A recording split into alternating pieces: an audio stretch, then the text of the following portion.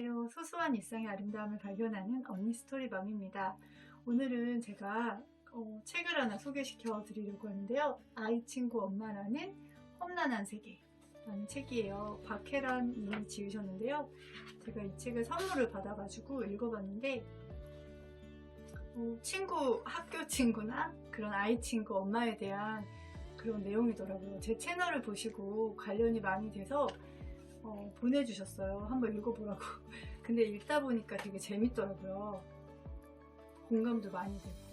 저도 그 내용을 가지고 한 5개 정도, 6개인가? 영상을 좀 구분해서 찍었는데, 이건 스토리로 돼 있다 보니까 더 공감이 좀 많이 됐던 것 같아요. 그리고 좀 비슷한 부분이 있어서 몇 가지만 좀 이야기를 해드리고 싶은데요. 일단 이 엄마 같은 경우는 좀 결혼하고 나서 아이가 좀 늦게 생기셨대요. 그래서 몇 년 만에 생겨가지고 이제 아이를 혼자 기르다 보니까 힘들었을 거 아니에요. 그리고 많이 외롭고 그때 되게 외롭잖아요. 그래서 아이가 이제 어린이집 가면서 그때 처음으로 이제 공식적인 그런 엄마들과의 모임이 형성이 이제 됐던 거죠.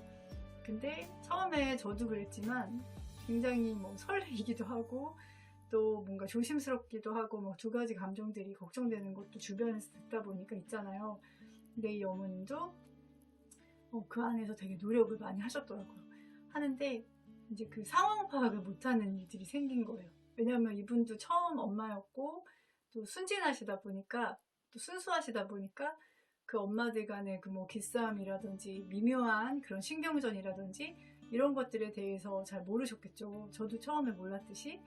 그래서 모임을 갔는데 이제 누군가를 싸잡아서 이제 험담하는 분위기의 모임도 있었고, 그리고 그 사람을 약간 두둔하거나 그 사람과 관계를 유지하니까 그 모임에서 내쳐지는 경험을 하셨더라고요.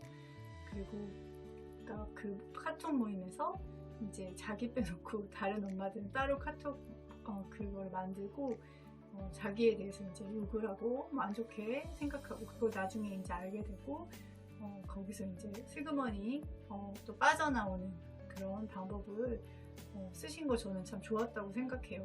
왜냐면 그 모임에서 아무리 내가 오해를 풀려고 한들 적극적으로 뭔가 노력한들 그런 모임은 건강하지도 않은 모임이고 미성숙한 사람들이 또 한 명이 주축이 되잖아요. 그런 모임은 항상 누군가를 표적을 만들거든요. 그게 내가 아니더라도 또 나도 그 안에 누군가를 표적을 만든 그 사람을 같이 동조하면서 같이 험담하고 또 미워하고 내치고 하는 그런 모임으로 계속 갈 수밖에 없어요.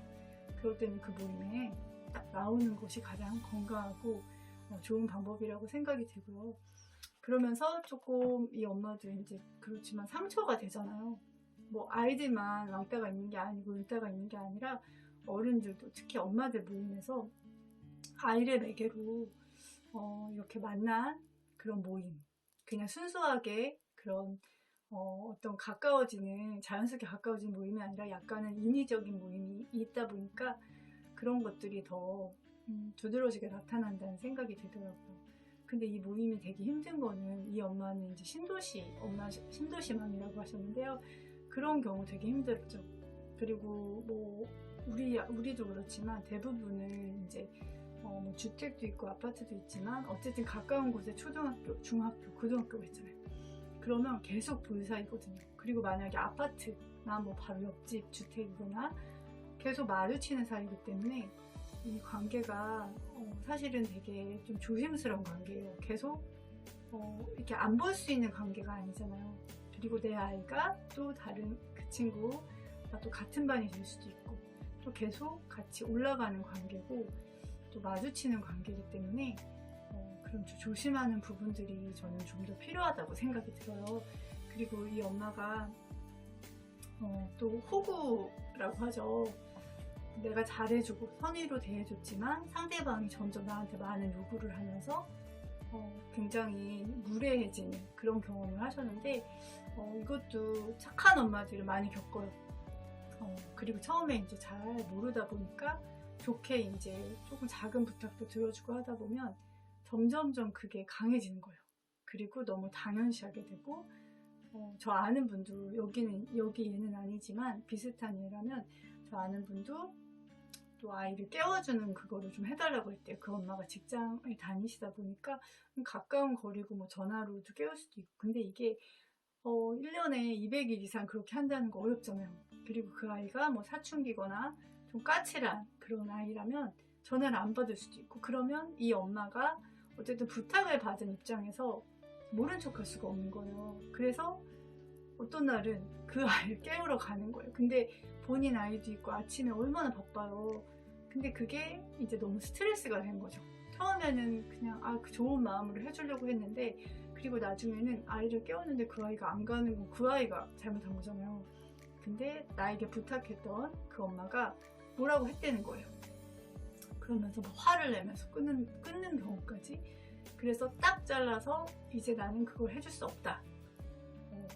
내가 뭐 엄마도 아니고 본인이 이제 하라.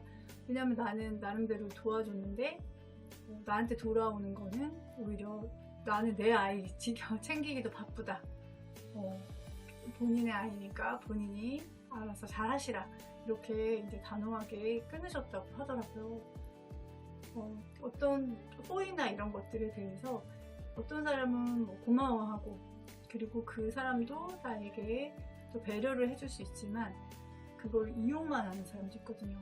저는 그런 경우에, 저 같은 경우도 그거는 사실은 진짜 좀 이렇게 선을 분명히 그어야 된다고 생각을 해요. 그리고 정말 어쩔 수 없는 상황에 도와주는 거는 괜찮죠. 그리고 뭐 굉장히 뭐 열악하고 힘들고 누군가의 도움이 필요한 경우에 또 적절한 선에서 도와주는 거는 필요하지만, 이거 같은 경우에는 내가 엄마 역할을 해줄 수는 없는 거잖아요. 엄마가 있는데. 네, 그런 것들이 이제 이분도 굉장히 좀 비슷한 경험을 하셔서 아이를 봐주는 걸 하셨더라고요. 근데 이것도 한두 번이지.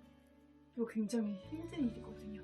그리고 그 엄마는 아이를 맡기고 다른 큰아이 엄마 모임에 가서 놀고 오고, 뭐 그런 일들을 경험하면서 당황하는 거, 그리고 좀 착한 모습으로 누구나 비춰주고 싶은 마음은 너무나 맞아요. 저도 그렇고.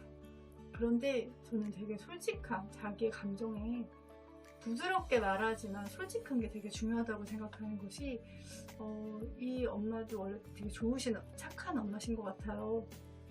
근데 이제 약간 그거를 만만하게 생각하는 그런 사람들이 있거든요. 좀 뭔가 자기가 더 우위라고 생각하고, 그럴 때 그러니까 어느 순간 뭐 나는 말을 안 놓고 있는데 똑같은 상황에 말을 놓으면서 가르치려고 한다거나, 그리고 나를 판단하는 말들 하거나, 그러면서 막 이제 자기들끼리는 약간 웃는 분위기인데 당하는 사람 얼마나 기분이 나빠요.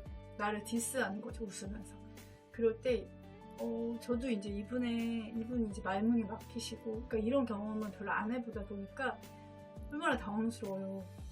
그리고 뭔가 이렇게 미묘한 그런 거 있잖아요. 나를 깎아내리는데 그냥 뭐 장난이야, 뭐 그걸로 그냥 기분 나쁘게 뭐 예민하게 반응해, 막 이런 식으로 무마시키면서 계속 나를 무시하고, 이런 것들을 경험하면서 참 많은 것들을 생각을 하셨더라고요.